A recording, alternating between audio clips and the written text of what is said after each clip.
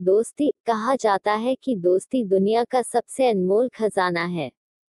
यह जिसके पास हो उसे दुनिया की कोई ताकत हरा नहीं सकती। दोस्ती भी प्यार की तरह ही होती है, अगर यह दिल से जुड़ी हो तो फिर इसे दुनिया की कोई चीज हरा नहीं सकती, न ही खत्म कर सकती है।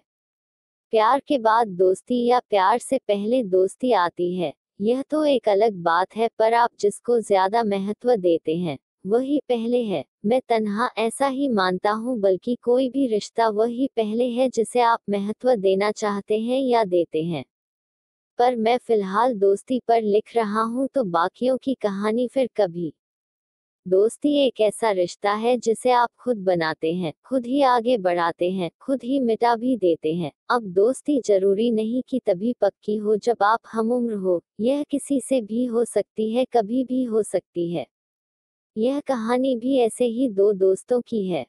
तो पहले मैं दोनों के बारे में थोड़ा आपको बता देता हूँ। सुधीर, ना काम करने की टेंशन, ना काम करने की फिक्र, माँ बाप ने बहुत पैसा छोड़ रखा है, और सही बात यह है कि इन्हें काम करके कमाने खाने की थोड़ी कम आदत है और मेहनत भी नहीं होती। तो जो भी पैसा माँ बाप ने कमाया है उसे ही इस्तेमाल करके अपना जीवन हंसी खुशी निकाल रहा है।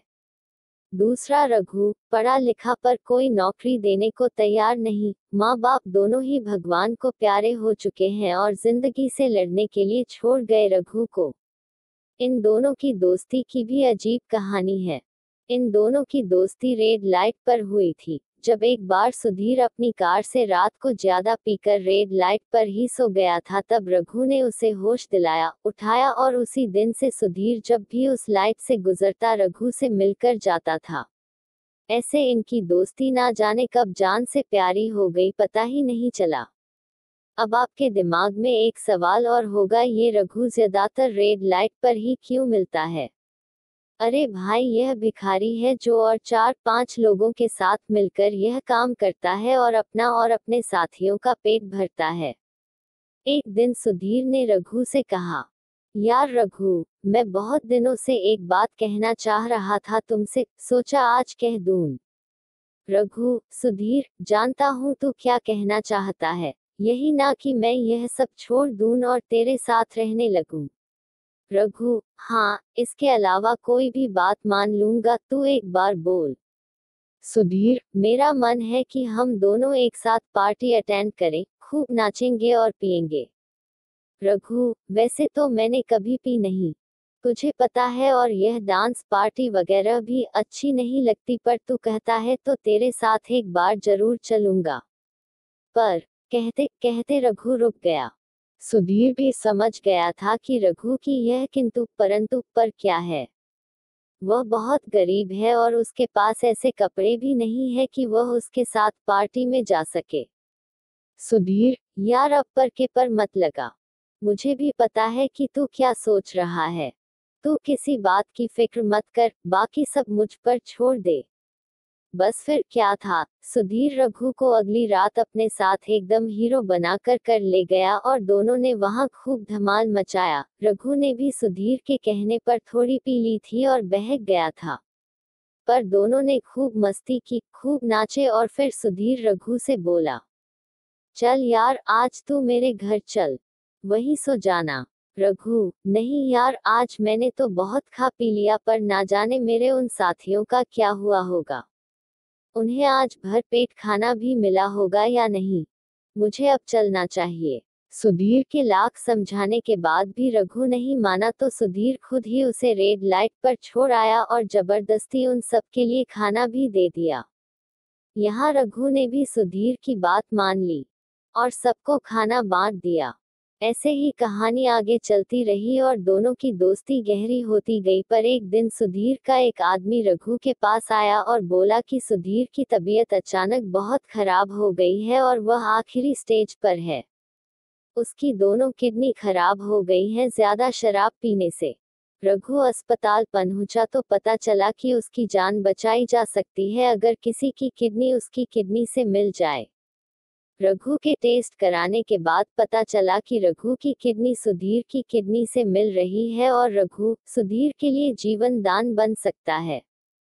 डॉक्टर से बात करके रघु ने ऑपरेशन की डेट ले ली और सुधीर से मिलने उसके रूम में गया। सुधीर, यार मैं तुझे ही याद कर रहा था, सोचा अगर तुझसे मिले बिना मर गया तो मेरी आत्मा को शांति नहीं मिलेगी। रघु, अब तू ज्यादा मत बोल, तुझे डॉक्टर्स ने कम बात करने के लिए बोला है और तुझे कुछ नहीं होगा। मैं हूं न तेरे साथ, तू बिल्कुल भी चिंता मत कर, सब ठीक हो जाएगा। सुधीर, अब कुछ ठीक नहीं होने वाला यार, बहुत देर हो गई। देख कुदरत का खेल, तू इतना पढ़ा लिखा होकर भी क्या कर रहा है और मेरे पास सब कुछ होने के बाद भी मैंने कुछ नहीं किया। रघु, यह सब जाने दे यार और अपना ध्यान रख, तुझे कुछ नहीं होगा। सुधीर, तू आ गया, मुझे चैन मिल गया। मुझे तुम्हें कुछ देना है। उसने अपने तकिए के नीचे से एक लिफाफा निकला और रघु को दिया। यह रख लो, यह तुम्हारे लिए है। रघु, नहीं, मैं यह नहीं लूंगा। सुधीर, जानता हूँ कि तुम बहुत खुददार हो इसीलिए पैसे नहीं दे रहा। पढ़ लेना, कुछ लिखा है तुम्हारे लिए। रघु, ठीक है, रख लेता हूँ, अब तुम आराम करो। यह सब कहकर रघु सुधीर को सुलाकर वहां से निकल जाता है।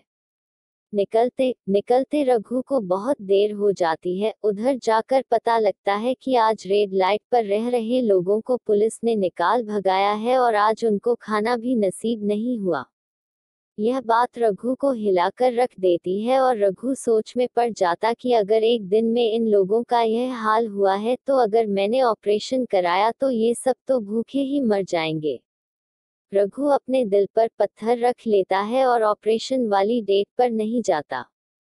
और 2-3 दिन बाद उसे पता लगता है कि सुधीर ने अपनी अंतिम सांस ले ली। सुधीर का अंतिम संस्कार हो जाता है पर रघु वहां भी नहीं जाता, क्योंकि अब रघु भी टूट चुका था और रो रो कर उसका भी बुरा हाल था। कुछ दिन बाद रघु को उसके दिए लिफाफे की याद आती है। वह उसकी अंतिम निशानी समझकर उसे खोलता है और पढ़ता है।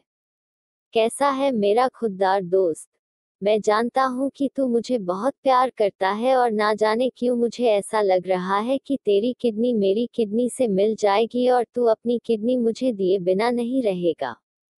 पर यार तेरे पीछे से इन सब का ख्याल कौन रखेगा? ऑपरेशन के बाद 2 महीने तक बिस्तर से उठ नहीं पाएगा। मैंने तो अपनी मौत खुद बुलाई है। तू ऐसा न करे इसलिए मैं आज ही खुद को खत्म कर रहा हूँ और यह पेपर लेकर तुम इस कंपनी के मैनेजर से मिल लेना। ये कंपनी मैंने गरीब लोगों के लिए बनाई है जो यहाँ मेहनत करके काम करके अपना जीवन आगे चला सके और जिसको अब तुझे ही संभालना है। और हो सके तो इस कंपनी में हर जरूरत वाले आदमी को काम देना और इसे बहुत बड़ी कंपनी बनाना। मैं भी पागल हूँ, ये तो तू कर ही लेगा। बस एक गुजारिश है कि मुझे जलाना से पहले मुझे एक बार गले लगा लेना। अच्छा दोस्त, अलविदा, चलता हूँ।